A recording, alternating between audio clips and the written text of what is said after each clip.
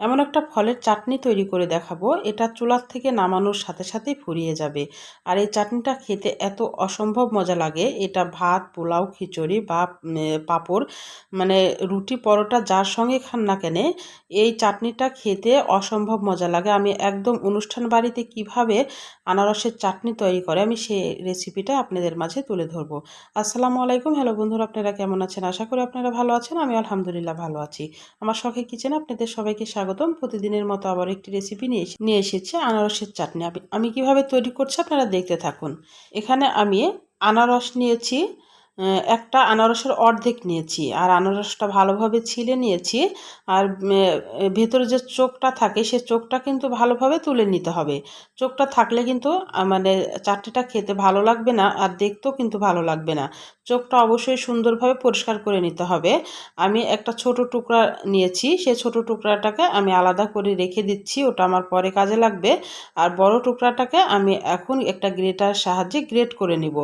আর যে যে মাঝখানে শক্ত ডাঁটাটা থাকে সেই ডাঁটাটা রেখেছি এই কারণেই, কারণ মানে সুন্দরভাবে ডাঁটাটা থাকলে কিন্তু এভাবে কুড়া যাবে। আর ডাঁটাটা যখন ফেলে দেওয়া হয় তখন কুড়তে কিন্তু খুবই সমস্যা হবে।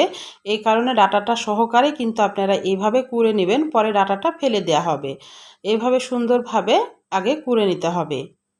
আমি তাহলে করে নিয়ে আসছি।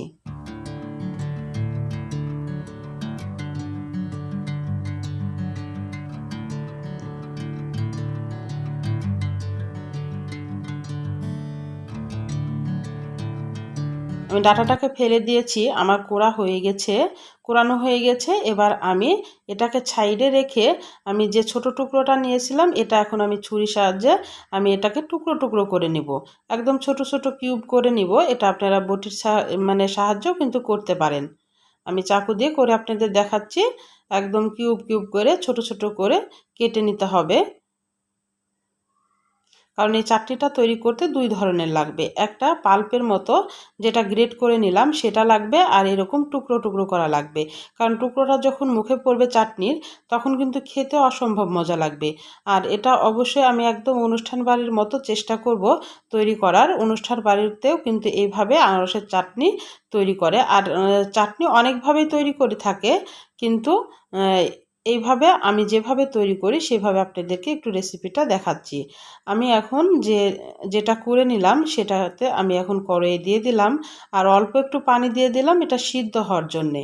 আর যে যেগুলো মানে টুকরো করে নিলাম, কিউব করে নিলাম, সেটাও কিন্তু দিয়ে দিলাম। এখন অল্প একটু পানি দিয়ে আমি এটাকে এখন একটু নেড়ে চেড়ে ঢাকনা দিয়ে ঢেকে সিদ্ধ করতে দিব। সিদ্ধ হয়ে আসলে আমি তখন একে একে আমি উপকরণগুলো মিশাবো। আপনারা দেখতে থাকুন, আমার সিদ্ধটা হয়ে যাক আগে। ঢাকনা তুলে আবার এখন একটু নেড়েচেড়ে দিতে হবে। আর এটা পানিটা কিন্তু একটু এড়া এড়াই ভাব লাগবে, এটা পরে কিন্তু সুন্দরভাবে জমাট বেঁধে যাবে। আর সিদ্ধ হয়েছে কিনা আমি একটু চেখে দেখলাম। এবার এই পর্যায়ে আমি চিনি দিয়ে দিচ্ছি পরিমাণ মতো। চিনিটা আপনারা মিষ্টিটা চেখে দিবেন। আমি হাফ বাটি মতো চিনি দিয়েছি অর্ধেক আনারসের জন্যে।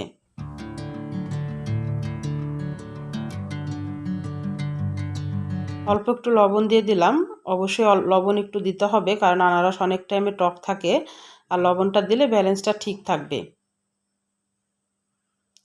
এখন চিনিটাকে ভালোভাবে শুকিয়ে নিতে হবে। চিনিটা যখন শুকিয়ে আসবে তখন আমি একটা লেবুর অর্ধেক রস চিপে দিব।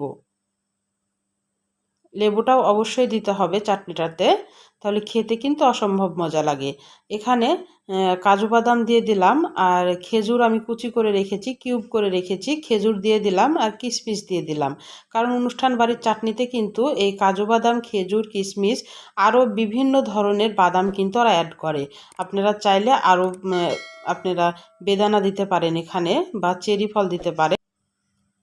এখন এটাকে আর বেশি রান্না করার দরকার নেই, 1 থেকে 2 মিনিট মতো একটু নাড়াচাড়া করে এটাকে নামিয়ে নিতে হবে। একটু রস থাকতে নামাইতে হবে, এটা পরে কিন্তু টেনে যাবে। আমার কিন্তু হয়ে গেছে, এখন আমি নামিয়ে নিচ্ছি। যদি আমার রান্নার কোনো অংশ আপনাদের ভালো লাগে, আমার চ্যানেলটাকে সাবস্ক্রাইবার করে আমার চ্যানেলের সাথেই থাকতে পারেন এরকম নতুন নতুন রান্না পেতে। আর অবশ্যই একটা লাইক দিয়ে রান্নাটা দেখা শুরু করবেন, আর বেশি যদি ভালো লেগে থাকে বন্ধুদের মাঝে একটু শেয়ার করে দিবেন। আমি অনুষ্ঠান বাড়ির মতো আনারসের চাটনি তৈরি করে দেখালাম। তাহলে আজকের মতো বিদায় নিচ্ছি। আপনারা সুস্থ থাকবেন, ভালো থাকবেন। আবার কোনো নতুন রেসিপির সাথে হাজির হব। আল্লাহ হাফেজ।